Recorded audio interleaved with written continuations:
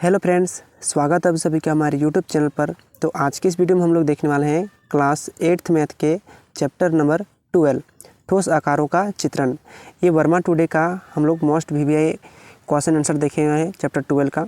इससे पीछे वाले वीडियो में आप लोग को 11 चैप्टर तक आप लोग को हम सब कंप्लीट करवाए थे, जिसका एक सेपरेट प्लेलिस्ट भी बना दिए हैं। ठीक है, तो आप प्लेलिस्ट में जाकर सारे चैप्टरों को आप आराम से देख सकते हैं और 2024 बोर्ड एग्ज़ाम के बारे में ख़तरनाक तैयारी कर सकते हैं। चलिए बिना देर के इस वीडियो को हम लोग शुरू करते हैं।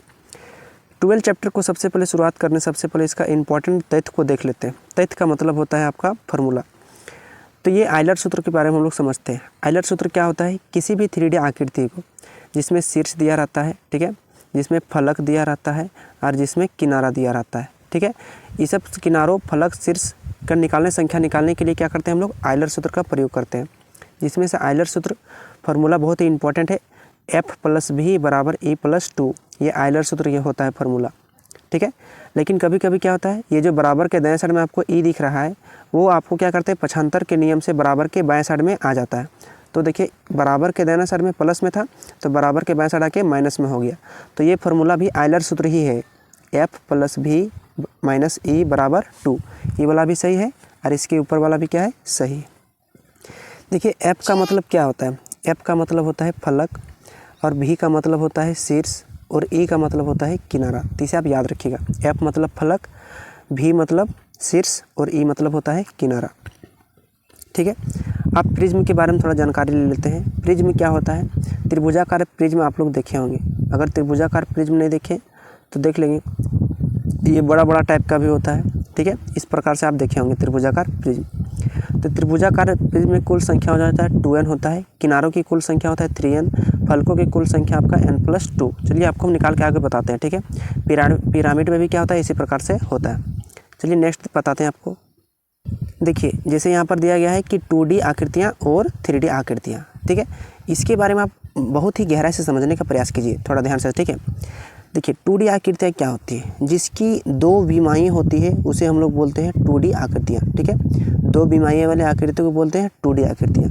और 3D आकृतियाँ क्या होती है? जिसकी 3 विमाएँ होती है उसे बोलते हैं 3D आकृति। जैसे देखिए, त्रिभुज आपका 2D आकृति है, आयत आपका 2D आकृति है, और वर्ग आपका 2D आकृति है, और वृत्त भी आपका 2D आकृति है।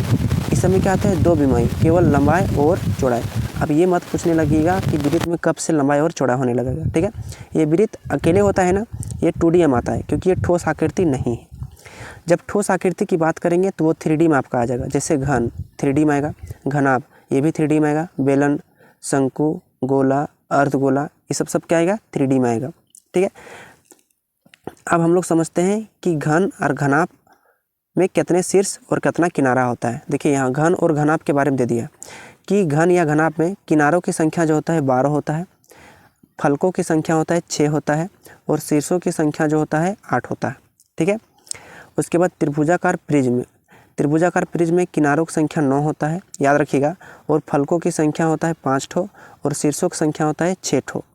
अगर हम त्रिभुजाकार पिरामिड की बात करेंगे तो इसमें किनारों की संख्या होता है 6 ठो, और फलकों की संख्या होता है 4 ठो, और शीर्षों की संख्या भी होता है 4 ठो त्रिभुजाकार पिरामिड में। और प्रिज्म में क्या था? फलकों की संख्या था 5 गो। तो सब आप याद रखिएगा, एग्जाम पॉइंट ऑफ व्यू के लिए बहुत ही इंपॉर्टेंट है। अब हम लोग क्वेश्चन आंसर की तरफ बढ़ते हैं और देखते हैं कि कैसा कैसा सवाल पूछा गया। पहले पूछा गया कि आयलर सूत्र F+V = E+2 के लिए कौन सही नहीं है। देखिए, यहाँ पर आपको जाँच करने के लिए कहा गया। ऑप्शन दिया है कि 1 नंबर में F = फलकों की संख्या, ये तो बात सही है। क्वेश्चन में पूछा है कि कौन सही नहीं है, तो ये तो बात सही है। ऑप्शन 2 में पूछा है कि V = बिंदु की संख्या, जी गलत, एकदम गलत। V बराबर होता है शीर्षों की संख्या, अभी हम लोग पीछे पढ़े ना, ये बिल्कुल गलत दिया है। तो आपका सही आंसर यही वाला हो जाएगा। छांटने के लिए पूछा है कौन सही नहीं है, तो ऑप्शन नंबर 2 सही नहीं है। देखते हैं 3 नंबर ऑप्शन, E = किनारों की संख्या, ये वाला एकदम बिल्कुल राइट है। 2 संख्या है, ये भी सही है। 2 क्या है? एक संख्या है। यानी आपको छांटने के लिए कहा था कौन सही नहीं है, तो आपका ऑप्शन नंबर 2 हो जाएगा, यानी V = बिंदु की संख्या।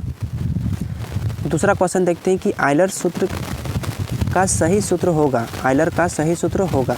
अब आयलर वाला फॉर्मूला आपको हम बताए थे, F+V = E+2। ठीक है, लेकिन कबो कबो क्या करता है, कबो कबो E को बायां साइड ले आता है, प्लस भी, और ये ई जो बराबर के दाएं साइड में है वो बराबर की तरह क्या हो जाता है माइनस में, और बराबर उधर क्या बचता है 2।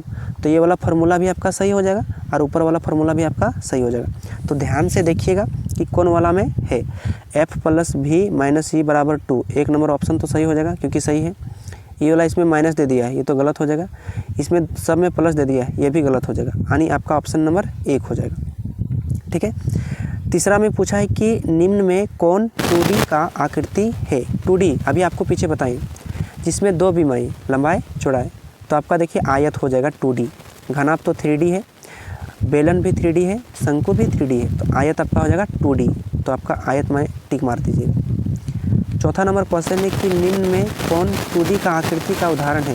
देखिए यहाँ फिर से 2D पूछा है, तो आपका वर्ग हो जाएगा क्योंकि घन तो 3D है। ठीक है, बेलन भी 3D है, शंकु भी 3D। पांचवा क्वेश्चन है कि 2D आकृतियाँ नहीं हैं। इसमें से पूछा है कि कौन 2D आकृतियाँ नहीं है। ऑप्शन देखिए, ऑप्शन में दिया है कि त्रिभुज। देखिए त्रिभुज तो 2D आकृतियाँ है, यहाँ पूछा है कि कौन नहीं है। दूसरा ऑप्शन आयत, आयत भी 2D आकृतियाँ है। वर्ग, वर्ग भी 2D आकृतियाँ है। घनाभ, घनाभ 2D आकृतियाँ नहीं है, घनाभ है 3D आकृतियाँ। ठीक है, तो कौन 2D आकृतियाँ नहीं है, तो हो जाएगा ऑप्शन नंबर 4, यानी घनाभ 2D आकृति नहीं है क्योंकि ये 3D आकृति है। नेक्स्ट है कि इनमें से कौन एक द्विविमीय यानी 2D नहीं है। द्विविमीय मतलब 2D। अब देखिए त्रिभुज तो 2D है, पूछा है कि कौन नहीं है।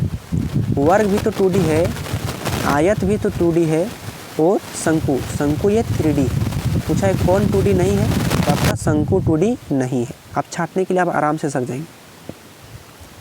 सातवां नंबर क्वेश्चन है कि निम्न में 3D आकृति का उदाहरण है। अब यहाँ 3D पूछा है, तो 3D क्या आ जाएगा आपका, गोला तो है, ये वर्ग तो 2D है, आयत भी 2D है, त्रिभुज भी 2D है, तो 3D का पूछा है तो आपका हो जाएगा ऑप्शन नंबर 1। आठवां क्वेश्चन है कि त्रिविमीय माने 3D आकृतियाँ नहीं है। इसमें पूछा है कि कौन 3D नहीं है।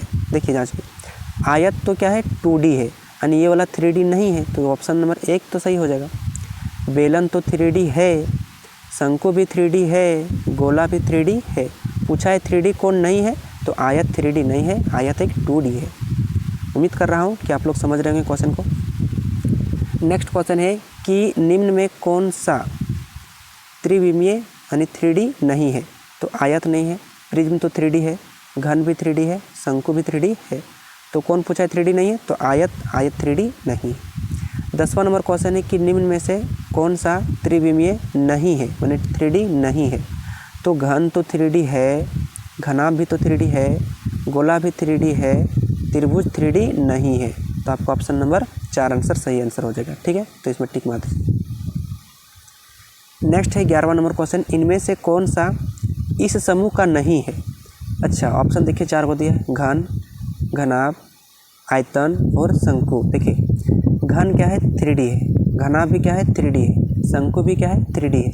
यहाँ आयतन नहीं देना चाहिए था, यहाँ आयत लिखना चाहिए था, आयत, आयतन लिख दिया है, आयत लिख दिया। ठीक है, तो आयत क्या है 2D आकृति है, इस समूह का तो नहीं है क्योंकि देखिए सब आकृति 3D का है, लेकिन ऑप्शन नंबर 3 जो है 2D का है, तो इस समूह का कौन नहीं है, आपका आयत हो जाएगा। ठीक है, यहाँ आयतन नहीं देना चाहिए था। 12वां है कि एक घन के किनारों की संख्या होती है। आपको पीछे अभी आपको बताइए कि घन में किनारों की संख्या होता है 12 और घनाभ में भी किनारों की संख्या 12 होता है। ठीक है, तो आपका ऑप्शन नंबर 4। एक घन के फलकों की संख्या, फलक होता है 6 ठो और घनाभ में भी फलक के ठो होता है 6 ठो होता है। 14 नंबर में है कि एक घन के शीर्षों की संख्या, शीर्षों की संख्या 8 होता है और एक घनाभ में भी शीर्ष की संख्या 8 होता है। अब देखिए अब घनाभ का बारी आ गया। एक घनाभ में कितने किनारे होते हैं, तो जितना घन में किनारा होता है उतना घनाभ में किनारा होता है, तो 12। एक घनाभ में कितने फलक होते हैं, तो घन में फलक 6 था, तो घनाभ में भी फलक कितना होगा 6 होगा, ऑप्शन नंबर 3। नेक्स्ट क्वेश्चन देखते हैं।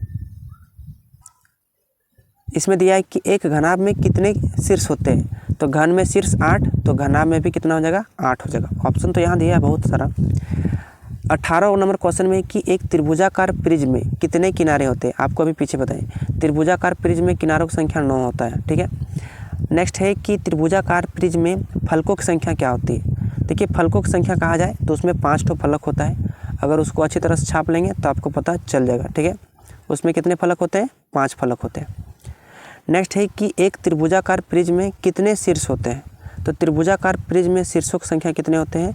6 होते हैं। शीर्ष कितने होते हैं? 6 होते हैं।